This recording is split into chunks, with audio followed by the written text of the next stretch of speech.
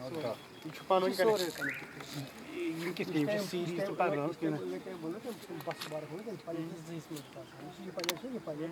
Control पे suppose ये अकी side control वो मंदस कंट्रोल इन साइड ये कंट्रोल एक्शन से यस रोस पछ पका यू है ब्रो वो इजी पर पछ मा एक्सपर्ट गोन जाए क्या अगर इजी का तो ये और के अच्छा It of the positive option. When she gets it,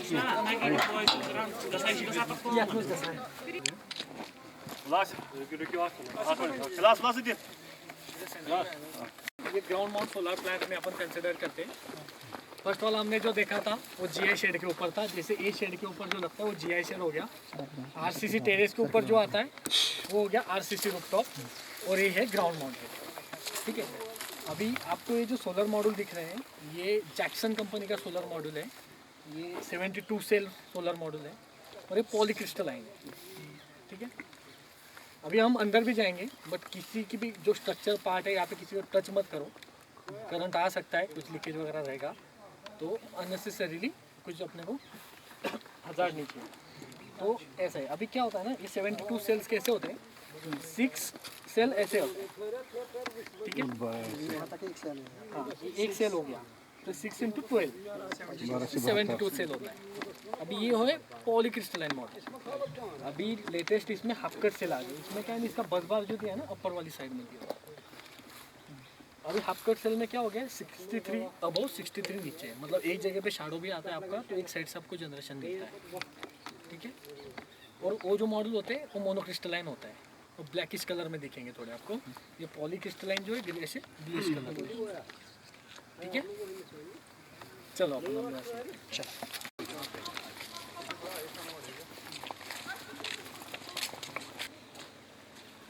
एक फेल भी हो जाता है तो एक का सपोर्ट रहता है। ठीक है, अभी ये जो स्ट्रक्चर जो लगाया है ये अभी ग्राउंड माउंटेड में इसको 2p/10 का स्ट्रक्चर का मॉडल बोलते हैं। 2p/10 का है, मतलब एक साइड एक नीचे में 10 मॉडल, ऊपर 10 मॉडल, तो 2p/10 मतलब 20 मॉडल्स हो गया। ये इसका जो टिल्ट एंगल है अभी यहाँ के लैटिट्यूड के अकॉर्डिंग ये 33 डिग्री पे लगा है। ठीक है, ये जो स्ट्रक्चर है, ये जो स्ट्रक्चर आपको दिख रहा है ये सी चैनल है, इसमें डिफरेंट टाइप की पर्लिन्स आती है। अभी ये सी चैनल में लिखा हुआ है, कोई स्क्वायर ट्यूब भी यूज़ करता है, कोई हेड सेक्शन भी यूज़ करता है। ठीक है, वो अभी अपन नज़दीक जाके बताता हूँ कि वो क्या होता है, सी सेक्शन क्या होता है, इसका हॉट डिप गैल्वेनाइजिंग क्यों होना चाहिए और इसका क्या एडवांटेज है। HDGI मतलब हॉट डिप गैल्वेनाइजिंग, मतलब क्या होता है ना कि ये जो स्ट्रक्चर बनता है ये रॉ मटेरियल MS में होता है। ठीक है, तो ये इसको अभी ओपन एटमॉस्फेयर में रखेंगे तो इसको रस्टिंग का चांसेस होगा। तो ये तो अपना पूरा खुले में रहेगा, इसमें मॉडल के क्लीन करेंगे तो पानी वगैरह जाता है, तो इसको रस्टिंग नहीं होनी चाहिए, इसलिए इसके ऊपर जिंक का कोटिंग किया जाता है। ठीक है, वो मिनिमम 85 माइक्रोन का कोटिंग होता है। ठीक है, तो वो ये HDGI स्ट्रक्चर लगाया है। मुझे लगता है ये नीचे हो गया है थोड़ा सा, है ना, ये स्लोप में चला गया, यहाँ का टिल्ट एंगल बहुत ज़्यादा दिखा रहा है। एक्चुअली 33 दाम में नीचे देखा था, नीचे 60 है। हाँ 60 दिखा रहा है, नहीं कुछ तो एक्चुअल में नहीं है, ये 60 में आना चाहिए। और किसी ने डाउनलोड किया था सर आपने ये 31 डिग्री 33 है ये 30 वो इनको दिखाएंगे ना कितनी इंटेंसिटी बताता है ना, वो समझ में चल जाएगा ना इनको, वही दिखाएगा। आगे रहो बेटा, थोड़ा स्पेस एक्सटर्नल टेस्टिंग कंडीशन पे कवर करने इसमें भी आ रहा है। डाउनलोड है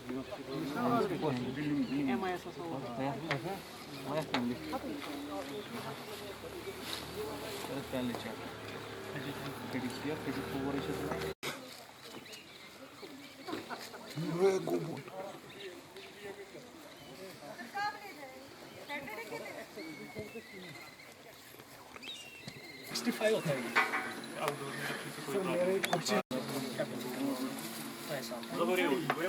टेन का टेबल बनाया, एक टेबल में 20 मॉड्यूल है, मतलब यहाँ पे 20 मॉड्यूल का एक स्ट्रिंग बनाया है। ठीक है, ये इसे कहते हैं इन्वर्टर। इसका मेन फंक्शनिंग होता है DC पावर को AC पावर में कन्वर्ट करना। ठीक है, MPPTs है, हम जो डिस्कस किए ना पहले, तो ये सब MPPT है। अभी यहाँ पे इसको हाथ मत लगाना किसी ने भी कुछ भी। तो अभी 10 MPPT इन्वर्टर रही है। तो जो भी स्ट्रिंग बन के आई है हमारी, एक टेबल से एक स्ट्रिंग बन रही है, 20 मॉड्यूल का एक स्ट्रिंग है, 20 मॉड्यूल ऑल आर सीरीज में कनेक्टेड है। तो ये मॉड्यूल कैसे सीरीज में लगता है मैं बताता हूँ, लोग कैसे सीरीज करते हैं इसका।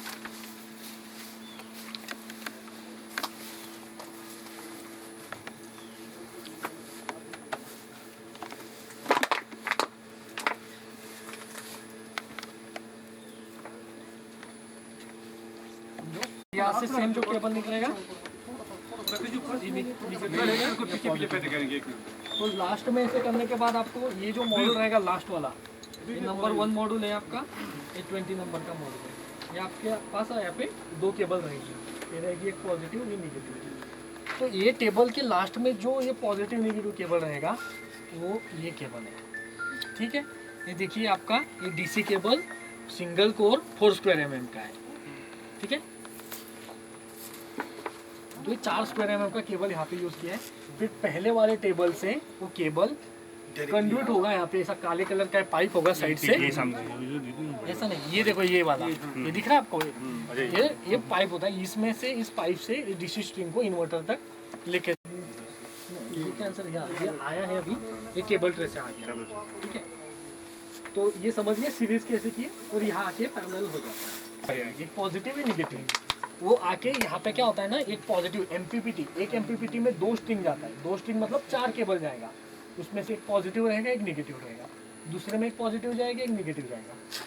ये जो है ये ब्लैक कलर का, इसे बोलते हैं MC4 कनेक्टर, ये IP65 होता है, ये भी इसमें कोई इशू नहीं होता है, ये कनेक्ट होता है इसके अंदर MPPT में। और मॉड्यूल जो है, अभी ये मॉड्यूल जो होता है इसमें भी अभी देखो ये पॉजिटिव इधर गया, निगेटिव ऐसे जा रहा है। तो मॉड्यूल को भी मेल फीमेल बोलते हैं इसको, एक पॉजिटिव रहेगा एक निगेटिव रहेगा, एक दूसरे को कनेक्टेड होते होते इसका एक स्ट्रिंग बनता है। अभी 20 मॉड्यूल का यहाँ पे स्ट्रिंग बना के अपने इन्वर्टर में लेके आए, ऐसे ही जैसे 10 टेबल है हमारे पास, तो 200 मॉड्यूल हो गया ना इधर, तो 200 मॉड्यूल हमने ये इन्वर्टर में कनेक्ट किया है। अभी आपको कोई भी मॉड्यूल रहता है ना, उसके पीछे उसका पूरा कोड होता है, डेटा दिया हुआ था। अभी ये जो मॉड्यूल है जैक्सन कंपनी का है, इसका मैक्सिमम पावर जो है ये 325 वाट पीक का है। हमने सुबह जो डिज़ाइन किया वो 545 वाट पीक के अकॉर्डिंग किया। अभी ये जो मॉड्यूल है 325 वाट पीक का है, ठीक है। इसका VMP जो मैक्सिमम पावर वोल्टेज होता है जो लोड कंडीशन पे होता है वो है 38.3। हमने कितना 38 ऐसे एक काइंड ऑफ कंसिडर किया था।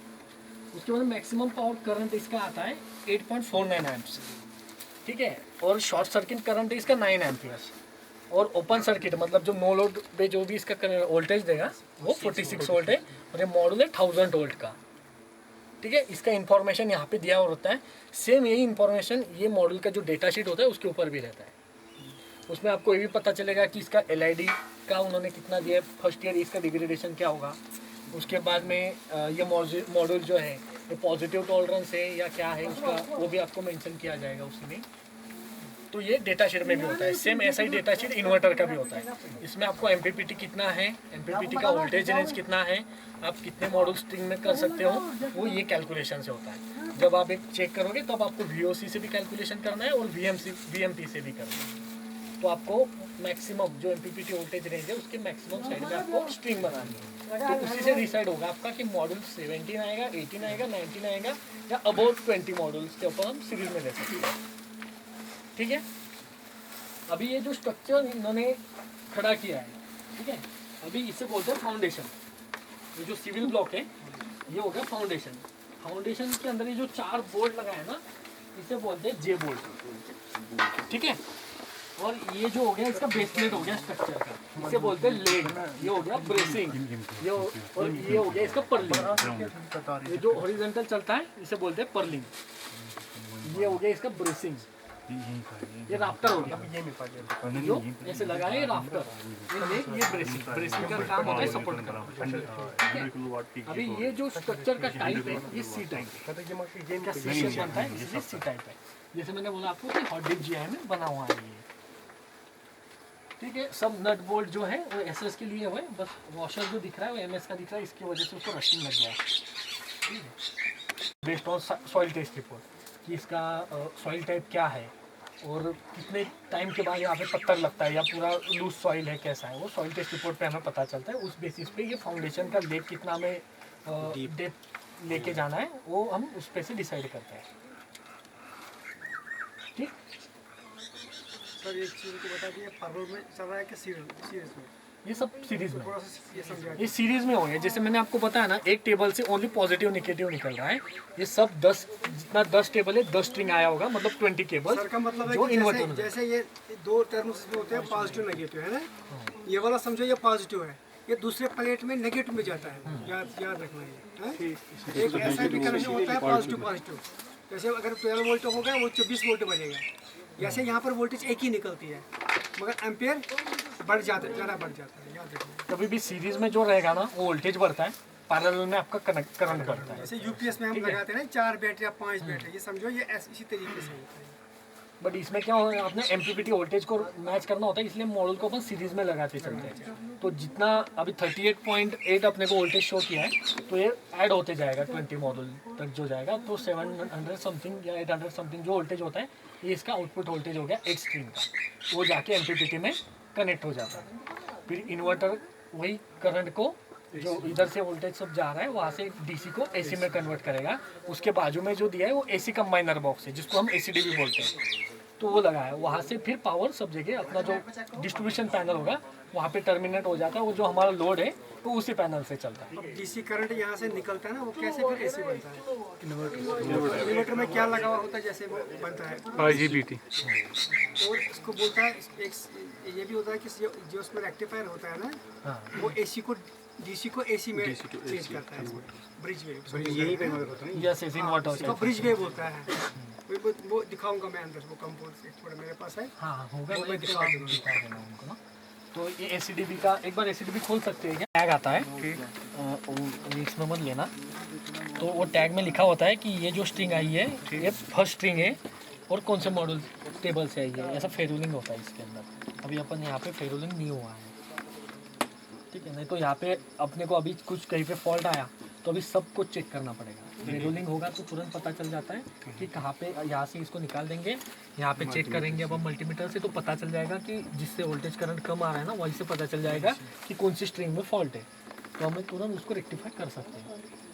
जैसे कुछ खाली क्या इनको क्या बोलते ये अभी कैसा होता है ना, अभी अपना सुबह 20 स्ट्रिंग था एक एमपीपीटी में, 20 मतलब 10 एमपीपीटी था, 20 स्ट्रिंग जाता है।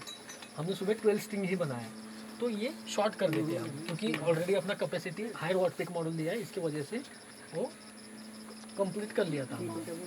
ये एमपीपीटी है, सब एमपीपीटी है। इसको MC4 कनेक्टर बोलते हैं, जो ब्लैक कलर के हैं सब वो MC4 कनेक्टर हो गए। ये आपका डीसी केबल हो गया 4 स्क्वायर mm का। ये एक नेगेटिव पॉजिटिव होता है, इनका दिखा होता है ना, ये पॉजिटिव है, लास्ट इधर से नेगेटिव है। तो एक स्ट्रिंग आ गया, ये देखो ये स्ट्रिंग हो गया, तो इसका पॉजिटिव नेगेटिव यहाँ पे अटैच कर नहीं, वो नहीं खुलता है सर। ये कैसे डिसाइड होगा सर, 1 एम्पीयर 2 एम्पीयर 4 एम्पीयर वाले कौन से? कौन सा? ये सर लिखना 1 8 2 नहीं, वो एम्पियर नहीं है, ये एम्पियर नहीं है, नंबरिंग है, नंबरिंग है। 1 8 2 1 4 झाड़ू की बात हो, थोड़ा सा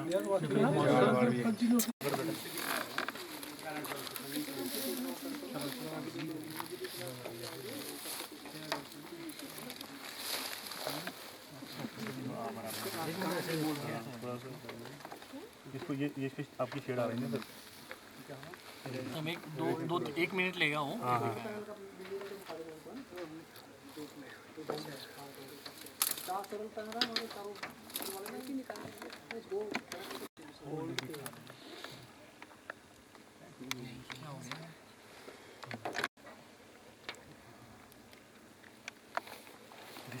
दिस विल बी 1.5 to 1.7, ठीक है।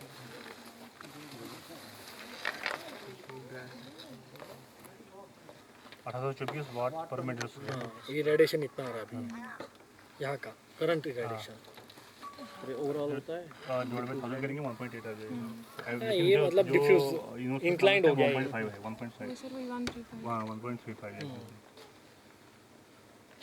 अभी इंटेंसिटी ये ज़्यादा दिखा रहा है। रेडिएशन यहाँ पे अच्छा मिलता है। मतलब 1800 अबव जो है ना वो अच्छा इरेडिएशन होता है।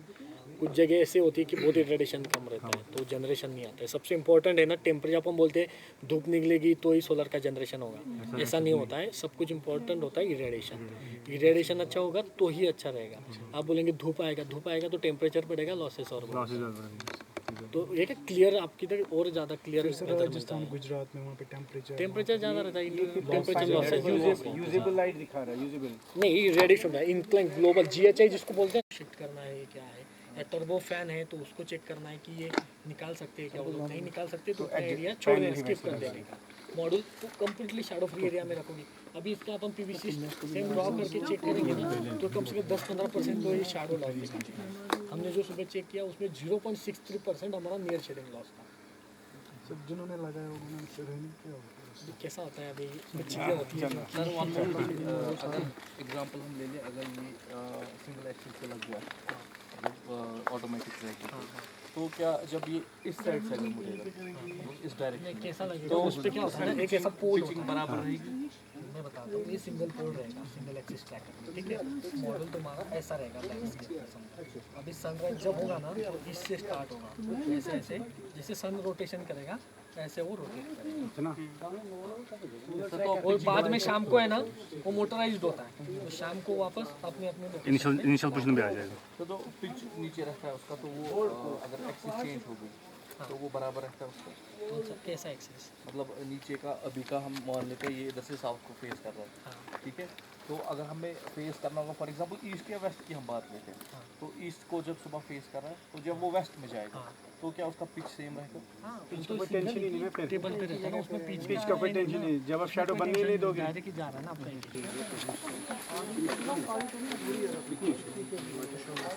और रशीद भाई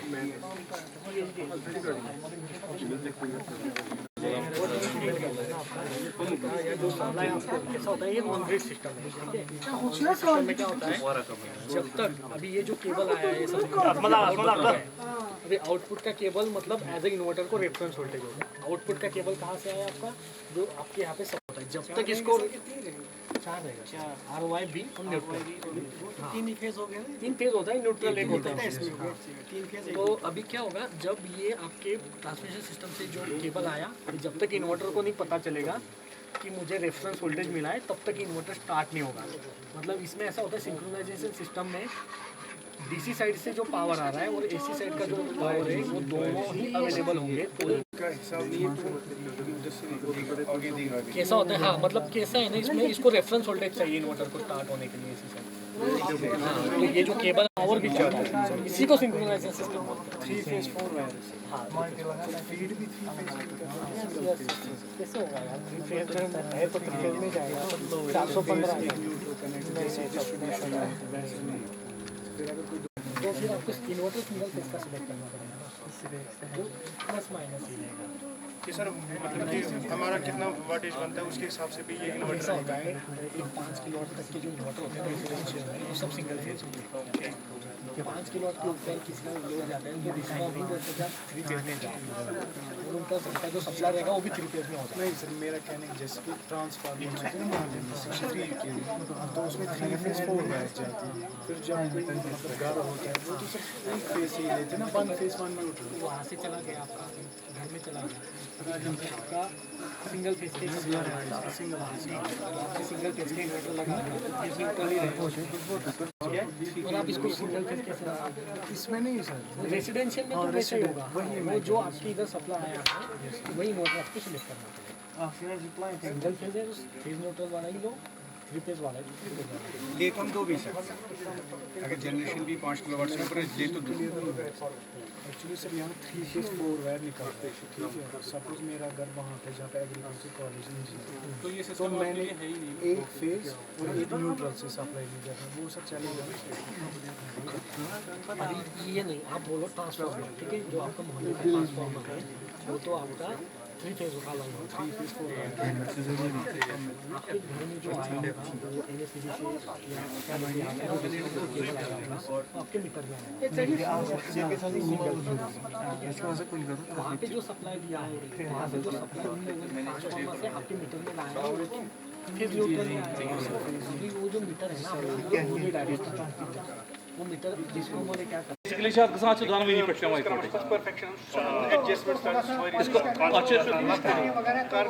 बेसिकली सर अच्छे दोनों पेवं इकवटे अमी मूजूब मुझे लगे बहुत टाइम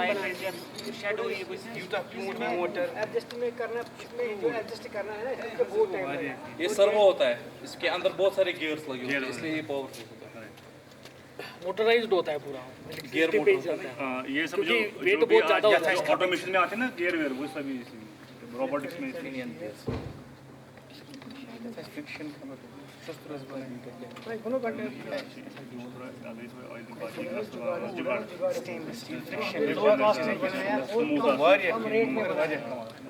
अगर हम मार्केट के हिसाब से जाएंगे तो उसमें लाखों रुपया लगेगा। इंशाल्लाह बड़ा भी बनाएंगे। अभी आपको सर कह रहे थे ना वो वहाँ पे इसी ट्रैकर के बारे में, ये वही कंसेप्ट यही है।